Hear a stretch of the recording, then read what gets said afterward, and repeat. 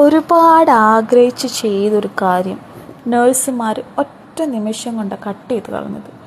സർജറിയുടെ പെയിനേക്കാളും nose pin പോയതിൻ്റെ വിഷമായിരുന്നു എൻ്റെ മനസ്സിൽ ഫുള്ളുണ്ടായിരുന്നത്. 2 ആഴ്ചയായിട്ട് ഈ മരുന്നും വേദനയും ഇറിറ്റേഷനുമാണ് ലൈഫ്. ഇത്രയും വർഷം പേടിയായിട്ട് വേണ്ടെന്ന് വിചാരിച്ച് മാറ്റി വെച്ച സർജറി ഒരു രക്ഷയില്ലാതായപ്പോൾ ലാസ്റ്റ് ഫുൾ ധൈര്യം സംഭരിച്ച് ഞാനങ്ങ് ചെയ്തു. 2 മണിക്കൂർ ഇടവിട്ടിട്ട് ഉള്ള ഈ നോസ് ക്ലീൻ ചെയ്ത് കഴിയുമ്പോൾ ഉള്ള അതിൻ്റെ ഇറിറ്റേഷനൊക്കെ കാരണം മെഡിക്കൽ ലീവ് എടുക്കേണ്ടി വന്നു. അല്ലെങ്കിൽ എപ്പോഴും അങ്ങനെ ആണല്ലോ, നമ്മൾ കണ്ടിന്യൂസ് വർക്ക് ചെയ്തുകൊണ്ടിരിക്കുമ്പോൾ വിചാരിക്കും കുറച്ച് ദിവസം ഒന്ന് ലീവ് കിട്ടി ഒന്ന് റെസ്റ്റ് എടുക്കാൻ പറ്റിയിരുന്നെങ്കിലോ, വെറുതെ ഇരിക്കാൻ പറ്റിയിരുന്നെങ്കിലോ.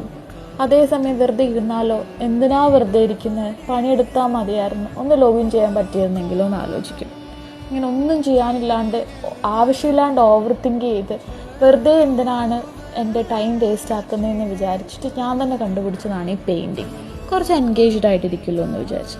അല്ലെങ്കിലും ലൈഫ് അങ്ങനെ ചില പോയിൻ്റ് ഓഫ് ടൈമിൽ നമുക്ക് കുറേ റിയലൈസേഷൻസ് വരും. നമ്മളൊട്ടും പ്രതീക്ഷിക്കാത്ത ആൾക്കാരായിരിക്കും നമ്മൾക്ക് ഹെൽപ്പിംഗ് ഹാൻഡ്സ് ആയിട്ട് വരുന്നത്. അതുകൊണ്ട് ലൈഫിലെ ഓരോ മൊമെൻറ്റും മാക്സിമം എൻജോയ് ചെയ്യാൻ നോക്കുക.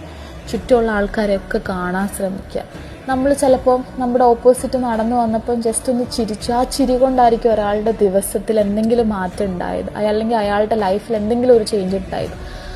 ചിലപ്പോൾ ആ ഒരു ചിരി കൊടുത്തത് കൊണ്ട് ചിലപ്പോൾ നമുക്ക് എപ്പോഴെങ്കിലും ഒരു ബുദ്ധിമുട്ട് വരുമ്പോൾ ആ ഒരാളായിരിക്കും നമ്മളെ ഹെൽപ്പ് ചെയ്യാൻ വരും.